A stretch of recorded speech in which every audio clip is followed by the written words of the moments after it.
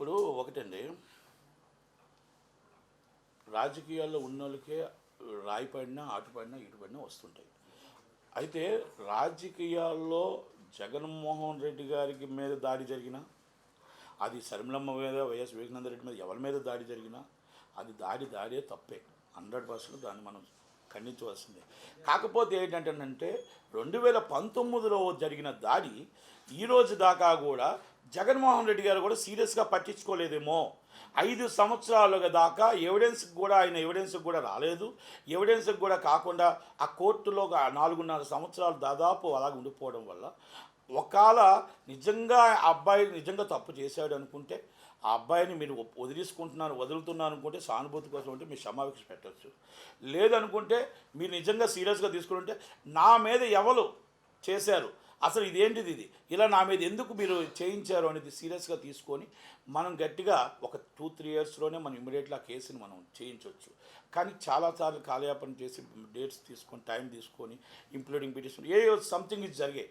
అక్కడ అయిపోయిన తర్వాత వివేకానంద రెడ్డి గారి కేసులో కొంచెం కాలయాపన జరిగింది కాబట్టి సిబిఐ విచారణకు సునీతమ్మ వెళ్ళారు. సిబిఐ విచారణ జరిగింది, తెలంగాణ కోర్టుకు ట్రాన్స్ఫర్ చేశారు.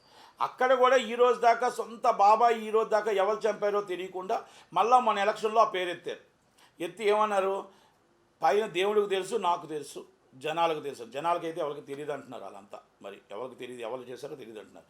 వాళ్ళందరూ ఏంటంటే వాళ్ళ సిస్టర్ చెప్పడం ఏంటంటే, సరళమ్మ గారును సునీత గారు చెప్పడం ఏంటంటే, అవినాష్ రెడ్డి గారు, భాస్కర్ రెడ్డి గారు ఇవన్నీ కూడా సిబిఐ చెప్పిన ప్రకారంగానే మేము మాట్లాడుతున్నాం తప్ప మాకు కూడా ఏమీ తెలియదు, ఆ రోజు హార్ట్ అటాక్గా ఎందుకు చిత్రకిచ్చారు అని మాట్లాడుతున్నారు. దానికి సమాధానం చెప్పలేక ఆడపిల్లలను పాపము వాళ్ళు కూడా రాజశేఖర రెడ్డి బిడ్డలే, వైఎస్ వివేకానంద రెడ్డి బిడ్డలే, వాళ్ళని కూడా అసభ్యకరంగా ఇష్టం వచ్చినట్టు వైసీపీ వాళ్ళు చాలామంది మాట్లాడడం జరుగుతుంది.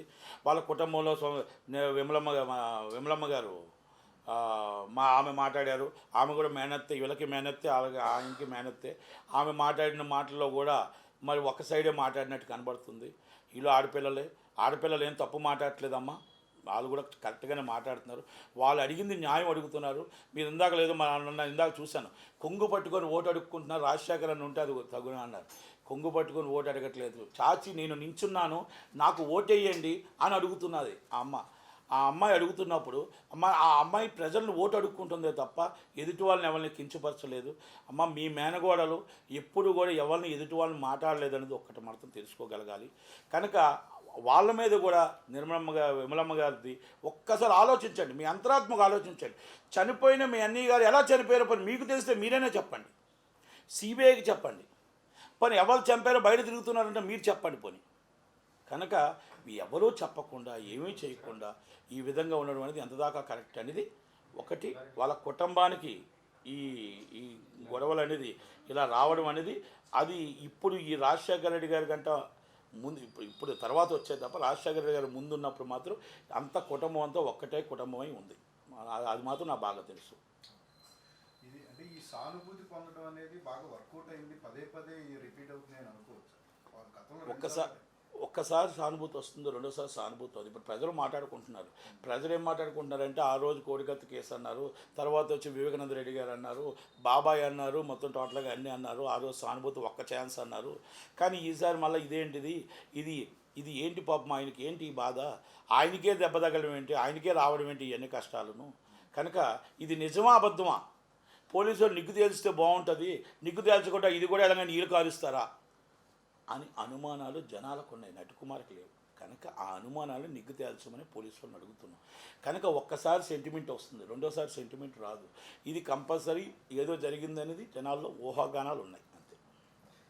సార్ ఇప్పుడు మరి వైసీపీ గ్రాఫ్ అనేది పెరిగిందా తగ్గిపోయిందా? ఇప్పుడు ఒకటండి, ఎలక్షన్ నామినేషన్ అనేది ఇంకా టైం ఉంది. ఎలక్షన్ అనేది మే 13th ఉంది. ఎప్పుడు కూడా మీ last voting is 1 hour very valuable. మీరు ఎప్పుడైనా గుర్తుపెట్టుకోండి. మనం 5 గంటల తర్వాత ఓటింగ్కి ఉన్న జనాలు కొన్ని వందల సీట్లని తారుమారు చేసే టైం ఉంటుంది. ఎందుకంటే ఆ 1 hour ఆ 1 hour చాలు. లాస్ట్ టైం గవర్నమెంట్ పడిపోవడానికి కారణం చంద్రబాబు నాయుడు గారు. ఆ 1 hour ఓటింగే 5 గంటల నుంచి ఉన్న జనాలే మొత్తం చంద్రబాబు నాయుడు గారు డౌన్ఫాల్ అయిపోయి ఎలక్షన్స్ వాళ్ళు జగన్మోహన్ రెడ్డి గారు గెలటానికి చంద్రబాబు నాయుడు గారు ఓడిపోవడానికి. కనుక ఎలక్షన్స్ అనేది ఇప్పుడు నువ్వా నేనా అన్నట్టే ఉన్నాయి.